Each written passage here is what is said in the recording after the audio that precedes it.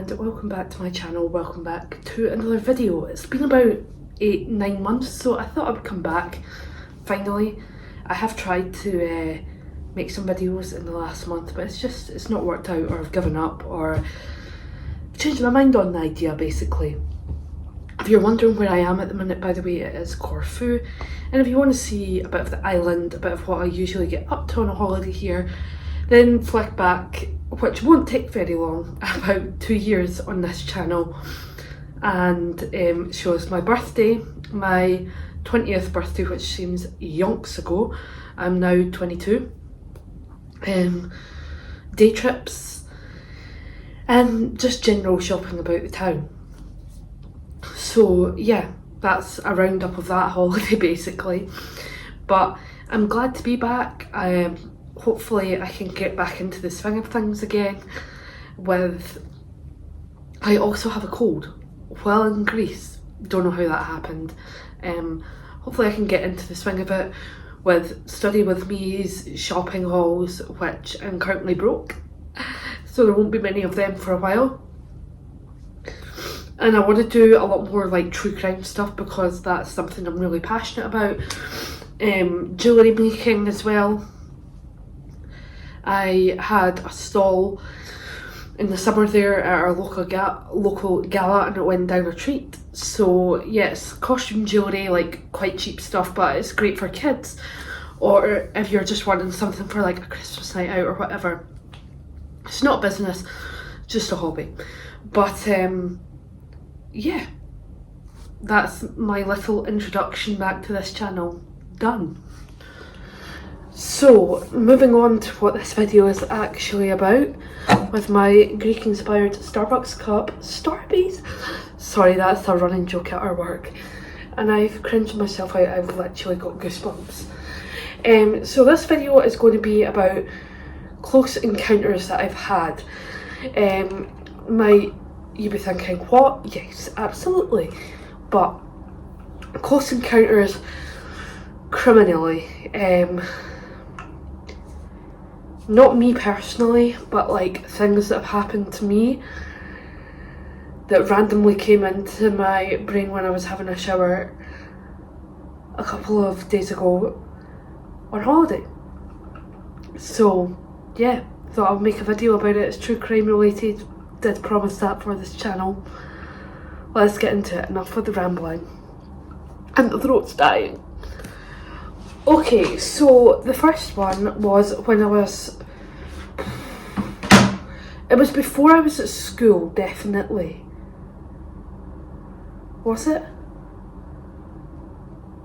Yeah, I was really young. So I was in the Cecil Centre in Stirling, Scotland. If you're from outside the UK or outside Scotland. And I was with my gran.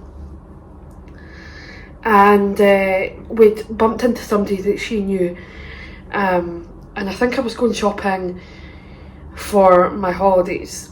I was going abroad on holiday for the second or third time, so yeah, still getting down like what I needed to take, and obviously being a younger child as well, like you grow out of clothes like that. So I was with my gran, and then we were talking to this woman, and she was saying how she was on an aeroplane, like she always, this I remember so clearly for some reason, she always needs to take her shoes off, and she had slippers.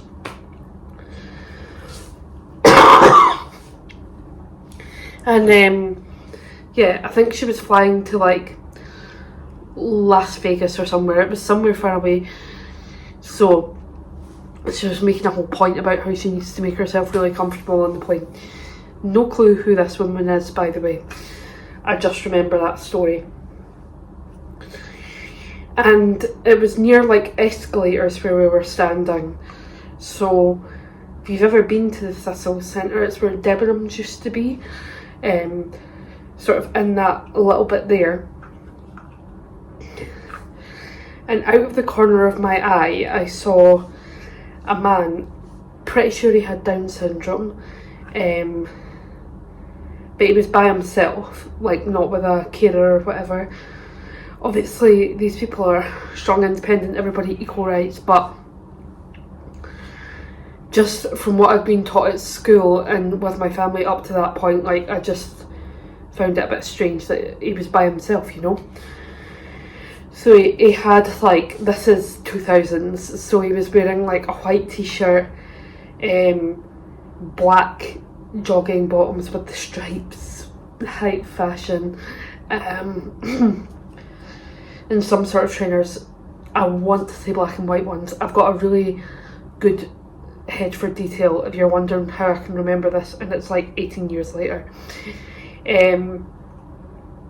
So anyway, I'm still standing with my gran and this woman, but as children usually do, I got bored, so I started to look in a shop window.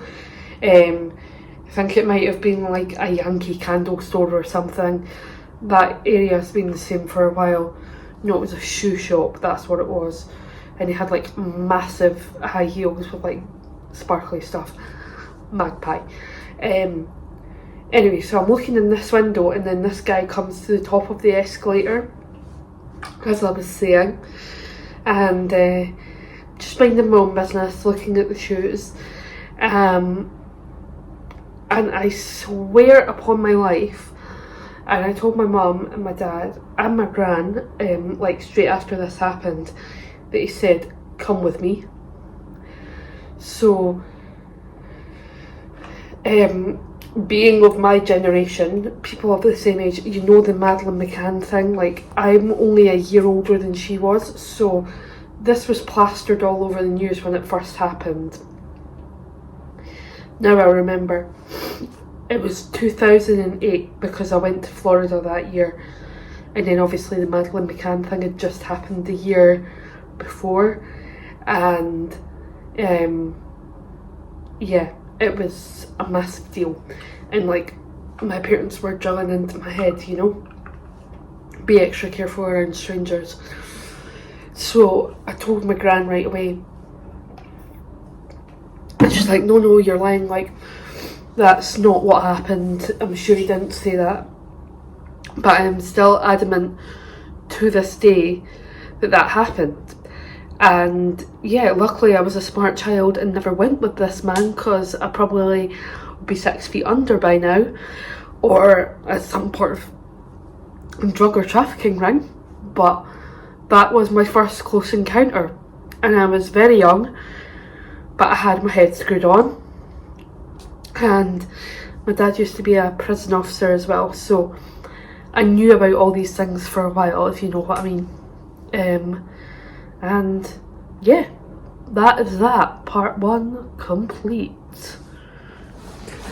This isn't actually part 2, and I got bored in that position that I was sitting in, but I'm pretty sure every primary school kid in the UK had like the white van or the blue van or whatever, and somebody actually got robbed when I was in primary school. So it was like a massive thing at the time, because I live in a really small village, so yeah, everybody knew about it.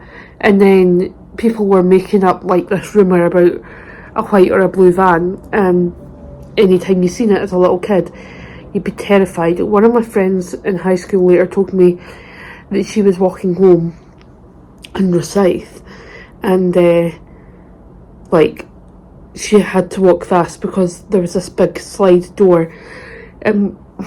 We watched loads of true crime shows, and we're just too cautious.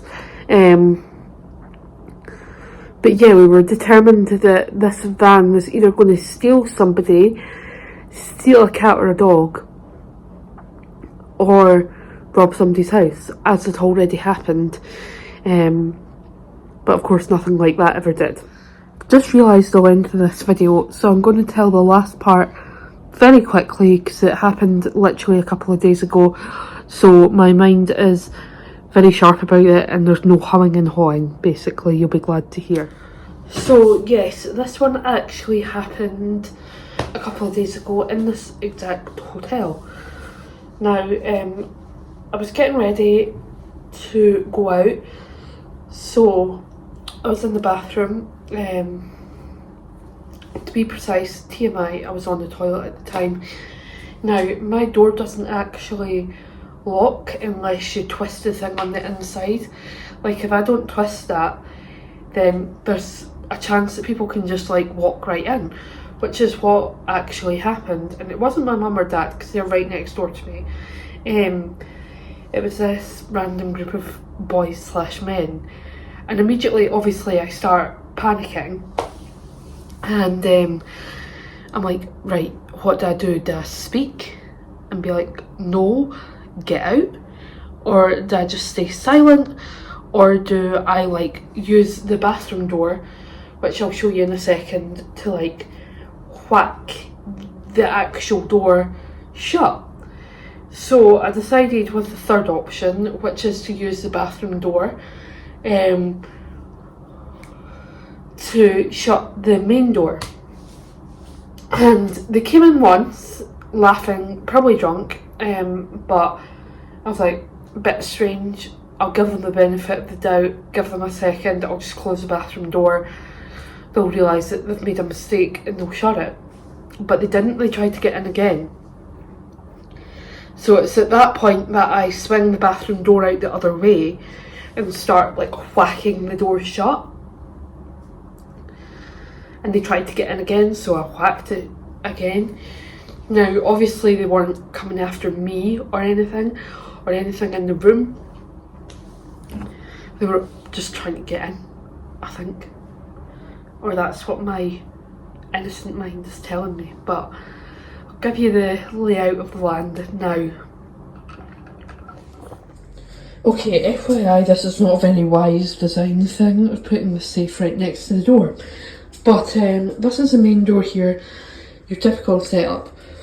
And then this is it clipped round, which I've done ever since that day, just to be on the safe side. And then this is your toilet, and this door goes out like that. So I was basically whacking it back like this, because obviously the door was open, to try and show them. And it took several attempts. So yeah, that is your setup for the crime. Thank you so much for watching. That was my first video back. So A, I've got the cold, it takes a lot longer to get anything out, and 2, I need to get back into the swing of it, editing and stuff again, but I'm giving myself a loose leash to begin with and just trying to get a couple more videos back out there before I worry about the editing and the video quality and stuff. Yeah, night night. Next time I see you, I will be at home. It has been a great holiday, apart from I have 100 mosquito bites all over me, but that's the only dampener, and the cold near the end. But I can still get up and function, so what am I complaining about?